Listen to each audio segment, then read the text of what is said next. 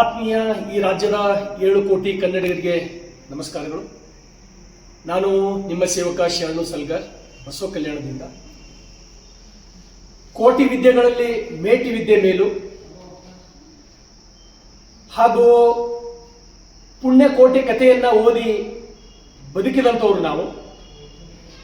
ಇವತ್ತಿನ ದಿನಮಾನಗಳಲ್ಲಿ ವಿಶೇಷವಾಗಿ ಭಾರತ ಕೃಷಿ ಪ್ರಧಾನವಾದಂಥ ದೇಶ.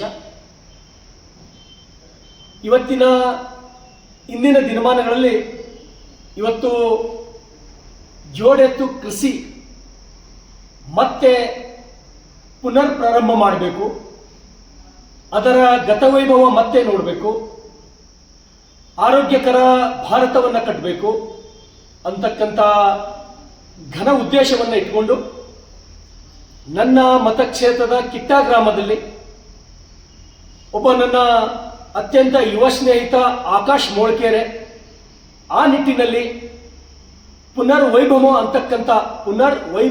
ಅಂತಕ್ಕಂಥ ಒಂದು NGO ಮುಖಾಂತರ ಜೋಡೆತ್ತು ಕೃಷಿಯನ್ನ ಪ್ರಚಾರ ಮಾಡಬೇಕು, ಮನೆ ಮನೆಯಲ್ಲಿ ಉಳಿಸಬೇಕು, ಬೆಳೆಸಬೇಕು ಅಂತಕ್ಕಂಥ ನಿಟ್ಟಿನಲ್ಲಿ ಸ್ನೇಹಿತ ಆಕಾಶ್ ಮೋಳ್ಕೆರೆಯವರು ಅತ್ಯಂತ ಕ್ರಿಯಾಶೀಲರಾಗಿ ಪ್ರಾರಂಭ ಮಾಡಿದ್ದಾರೆ. ಅವರ ಆ ಸ್ಥಳಕ್ಕೆ ನಾನು ಭೇಟಿ ಕೊಟ್ಟಿದ್ದೇನೆ. ನೋಡಿ ನನಗೆ ತುಂಬಾ ಖುಷಿ ಆಯಿತು.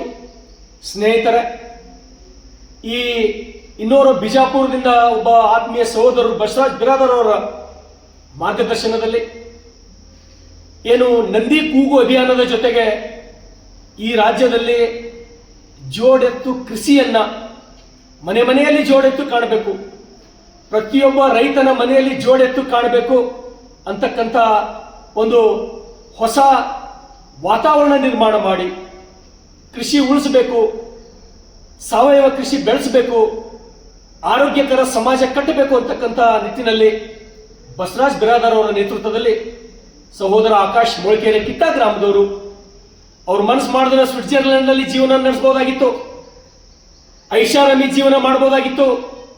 ಅಂತ ಬುದ್ಧಿವಂತ ಯುವಕ ಇವತ್ತು ಈ ನಮ್ಮ ನಾಡಿನ ಈ ಒಕ್ಕಲುತನವನ್ನು ಉಳಿಸಬೇಕು, ಕೃಷಿಯನ್ನ ಬೆಳೆಸಬೇಕು, ಆಧುನಿಕ ಕೃಷಿ ಕಡೆಗೆ ಮುಖ ಮಾಡಿದಂಥ ಸಮಾಜ, ಆಧುನಿಕ ಕೃಷಿಯಿಂದ ಏನು ಒಂದು ಭಯಾನಕ ವಾತಾವರಣ, ಅನಾರೋಗ್ಯ ಮೂಡ್ತಕ್ಕಂಥದ್ದು ತಪ್ಪಿಸಬೇಕು, ಆರೋಗ್ಯಕರ ಸಮಾಜ ಕಟ್ಟಲಿಕ್ಕಾಗಿ ಈ ನಂದಿ ಕೂಗು ಅಭಿಯಾನದಡಿ ಇನ್ನೇನು ನಾಳೆ 13ನೇ ತಾರೀಕಿನಂದು ಬಾಗಲಕೋಟೆಯಲ್ಲಿ ಅನೇಕ ರೈತರ ಪಾದ ಪೂಜೆ ಮಾಡೋದ್ರ ಮುಖಾಂತರ ಇವತ್ತು ನಾಳೆ 13ನೇ ತಾರೀಕಿನಲ್ಲಿ ಕೂಡಲ ಸಂಗಮದಲ್ಲಿ ಆ ಕಾರ್ಯಕ್ರಮವನ್ನ ಹಮ್ಮಿಕೊಳ್ಳಲಾಗಿದೆ. ಏನೋ ಮಹಾತ್ಮ ಗಾಂಧೀಜಿಯವರ ಕನಸಾಗಿತ್ತು, ಈ ದೇಶ ರಾಮರಾಜ್ಯ ಆಗಬೇಕು.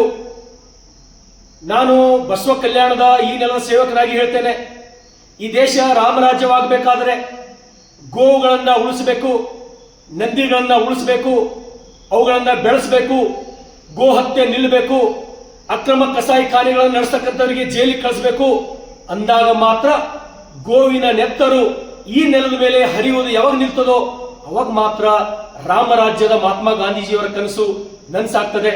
ಈ ನಿಟ್ಟಿನಲ್ಲಿ ಕೆಲಸ ಮಾಡ್ತಕ್ಕಂಥ ನಮ್ಮ ಸಹೋದರ ಆಕಾಶ್ ಮೋಳ್ಕೆರೆ ಅವರಿಗೂ, ಬಸವರಾಜ್ ಬಿರಾದರ್ ಅವರಿಗೂ, ಅವ್ರ ಜೊತೆ ಸಾಥ್ ನೀಡ್ತಕ್ಕಂಥ ನಮ್ಮ ಕಿಟ್ಟಾ ಚೆನ್ನಪ್ಪ ಪ್ರತಾಪುರೆ ಸರ್ ಅವರಿಗೂ, ಬಾಬುರೆಡ್ಡಿ ಸರ್ ಅವರಿಗೂ, ಹಾಗೂ ನಮ್ಮ ಅನೇಕ